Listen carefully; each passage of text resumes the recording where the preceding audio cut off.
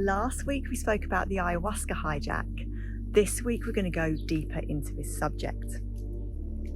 So as I said on my previous video, the sacred medicine of ayahuasca has been massively hijacked by both the dark forces and the false light. Have-a-go shamans, as I call them, who do not know how to hold space for the medicine, are unknowingly allowing entities to attach to people during ceremony as they drink and open up to the fourth dimension. An entity is a dark energy that has a consciousness of its own. They feed and thrive on negative energy such as fear, anger, and insecurities. We all have entities, our own personal demons, as I like to call them. They've been there for most of our lives, feeding on our negative emotions and encouraging us to do more of the things that keep us in that negative thought pattern and emotion so that they can continue to feed on our darkness. The more we heal, the more we release them. But where do they go? If they're not properly dealt with upon release, they simply look for another host to feed off of. As a lot of people who choose to do ayahuasca, myself included at the time of drinking, are often at the earliest stages of their healing journey. They have not yet mastered many of their addictions. Addictions such as alcoholism, drug addictions, sex addictions, work addictions, gambling, to name a few. And as I said on my last video, where addictions exist, entities persist.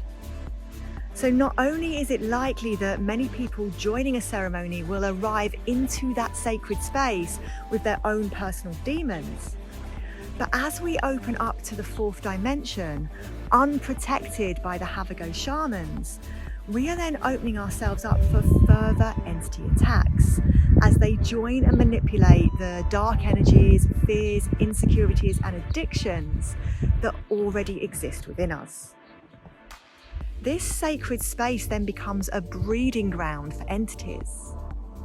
A real shaman, one who knows how to hold space and protect us from entity attacks, who knows and understands what the medicine is opening us up to by connecting us with the fourth dimension, has trained for most of their life to be able to hold the title of shaman. They have lived and breathed their work. They have grounded in their medicine. They have gone on their own long, deep, personal, transformative journeys to be high vibrational enough to be able to hold the space for the medicine. They have faced their own demons. They have mastered their own addictions. And they can hold space with clarity, wisdom, experience, and a clear and clean energetic field. Many of the have-a-go shamans that we now see are still yet to master their own addictions, and so often step forth with their own entities and demons as they serve the medicine.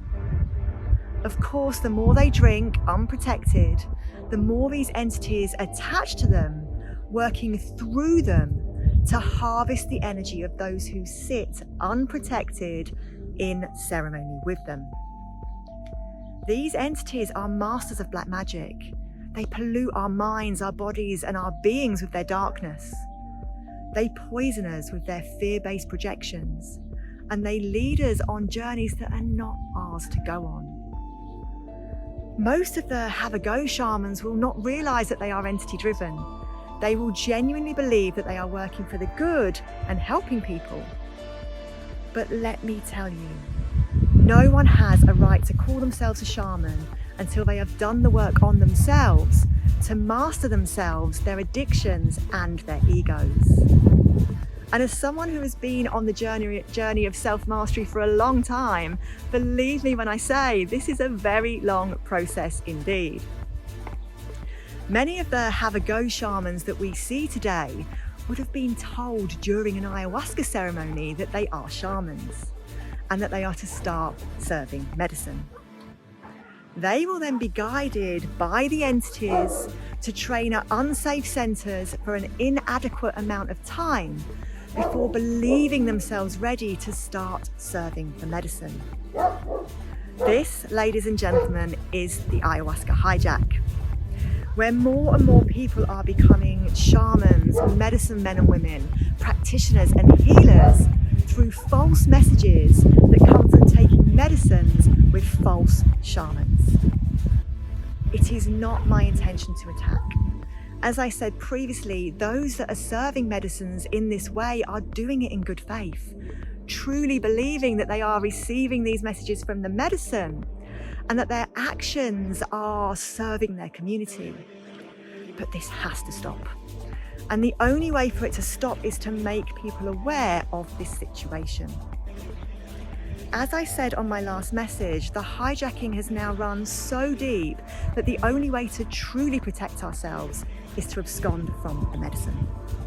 But if you really feel that you need to drink, please make sure that you choose your shaman wisely. A shaman holds an honoured role, but this hijacking has taken its toll. Kids in nappies claiming that they have the right to wear this hat. Kids in nappies not yet nursed, claiming that they're fully versed. Kids in nappies not yet trained, leave the recipient feeling drained. Kids in nappies not yet trained, of this honour they are not ordained. So I hope you enjoyed this week's message. Please join us next week as we go even deeper into this subject. And as always, thank you for listening.